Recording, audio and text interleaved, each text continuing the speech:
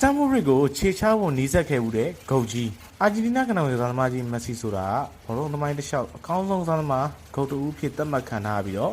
သူမရဘူးသေးတဲ့စုဖလားတူးချင်းအကောင်းဆုံးစုဆိုတာမရှိသလောက်ပါပဲအသက်73နှစ်အရွယ်မှာတည်းကနာမည်ကျော်လမစီအကယ်ဒမီကိုရောက်ရှိခဲ့ပြီးတော့ဘာစီလိုနာကစားသမားဘဝ18ရာသီအတွင်းမှာတော့လာလီဂါဖလား10ကြိမ်ချန်ပီယံလိဖလား4ကြိမ်ပါဝင်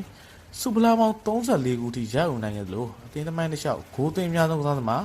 လာလီဂါပြိုင်ပွဲသမိုင်းတစ်လျှောက်မှာသွင်းဂိုးအများဆုံးဂိုးဖန်တီးမှုအများဆုံးကစားသမားအဖြစ်စံချိန်တင်နိုင်ခဲ့ပါတယ်။ဒါအပြင်မက်ဆီကဘောလုံးဒီယောစုကိုစံချိန်တင်8ကြိမ် The Best FIFA Men's Player စုကိုအကြိမ်အများဆုံးအဖြစ်8ကြိမ်စီစုခုခဲ့ပြီးတော့2022ကမ္ဘာဖလားပြိုင်ပွဲမှာလည်းအာဂျင်တီးနားအသင်းနဲ့အတူသူ့ဘဝရဲ့အကြီးမားဆုံးအိမ်မက်ဖြစ်တဲ့ကမ္ဘာဖလားချန်ပီယံစုကိုပိုင်ဆိုင်နိုင်ခဲ့ပါတယ်။ဒီလိုပြည့်ပြည့်စုံတဲ့မက်ဆီလိုကစားသမားမျိုးကိုအသင်းနဲ့ခေါ်နေကြတာဖြစ်ပြီးတော့အဲ့ဒီထဲမှာပရီးမီးယားလိထိပ်သီးချယ်ဆီအသင်းနဲ့ပါဝင်ခဲ့ပါတယ်။ချယ်ဆီအသင်းကနာမည်ကျော်နီးပြကြီးမော်ရီယိုလက်ထက်တုန်းကမက်ဆီကိုခေါ်ယူဖို့နီးစပ်ခဲ့ပေမဲ့ကန်ဆိုးစွာနဲ့ပဲဖြစ်မလာခဲ့ပါဘူး။2014ခုနှစ်တုန်းကမက်ဆီကအခွန်ရှောင်တဲ့ပြဿနာကြောင့်ဘာစီလိုနာနဲ့ထွက်ခွာဖို့စဉ်းစားခဲ့ပြီးတော့မော်ရီဟိုကလည်းမက်ဆီကိုချယ်ဆီအသင်းစီကိုရောက်ရှိလာအောင်ခက်ခက်ခဲခဲတင်းသွင်းနိုင်ခဲ့ပြီးဖြစ်ပါတယ်။ငွေလိုရေလိုသုံးခဲ့တဲ့ချယ်ဆီအသင်းပိုင်ရှင်အောင်အဘရာမိုဗစ်ကလည်းမက်ဆီကိုသာအမှန်တကယ်ခေါ်နိုင်မဲ့ဆိုရင်စာရုပ်ကျော်ကြီးယူတန်း250ကိုချက်ချင်းပေးဖို့အသင့်ရှိတဲ့အပြင်မက်ဆီကိုလည်းမြင်မာတဲ့လစာငွေဖြစ်တစ်နှစ်ပေါင်သန်း90အထိပေးဖို့စီစဉ်ခဲ့ပါတယ်။မက်ဆီကိုယ်တိုင်ကလည်းချယ်ဆီကိုပြောင်းဖို့ဆန္ဒရှိခဲ့ပြီးတော့ချယ်ဆီအသင်းရဲ့ဘာစီလိုနာကစားသမားဒီကိုက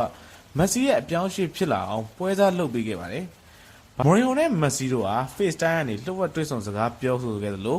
နှစ်ဦးနှစ်ဖက်အဆင်ပြေခဲ့ပေမဲ့ဒီအစီအစဉ်ကိုမက်ဆီရဲ့ဖခင်သားမကအေဂျင့်ဖြစ်ပါဆောင်ရွက်နေတဲ့ George Messi တည်သွားချိန်မှာတော့ဒီကိုပါဒေါသပေါက်ကွဲခဲ့ပြီး Chelsea အသင်းစီပြောင်းရွှေ့မဲ့ကိစ္စကိုလည်းသဘောမတူခဲ့ပါဘူး။ဒါကြောင့် Chelsea အသင်းကဘောလုံးသမိုင်းတစ်လျှောက်အကောင်းဆုံးကစားသမားတစ်ဦးကိုခေါ်ယူနိုင်မှုနီးစပ်တဲ့အခြေအနေရောက်ခဲ့ပြီးတော့မှလက်လွတ်ခဲ့ရတာပဲဖြစ်ပါတယ်။တကယ်လို့ Messi သာ Stamford Bridge ကိုရောက်လာခဲ့မယ်ဆိုရင် Chelsea အသင်းနဲ့အတူဘယ်လောက်ထိကြီးကျယ်ခမ်းနားတဲ့အောင်မြင်မှုတွေရယူနိုင်မလဲဆိုတာတွေးမိုံနဲ့ရှင်ကုန်စရာကောင်းလွန်းပါတယ်ခင်ဗျာ။ကျေးဇူးတင်ပါတယ်ခင်ဗျာ။ကျမတို့ရဲ့ Ladigo Media Group ကနေတင်ဆက်ပေးမယ့်အခြားသောအကြောင်းအရာများကိုကြည့်ရှုနားဆင်လိုပါကလည်း YouTube Search Bar ကနေပုံမှာပြထားတဲ့အတိုင်းရိုက်ရှာပြီးတော့ဝင်ရောက်ကြည့်ရှုနားဆင်နိုင်ပါတယ်ရှင်။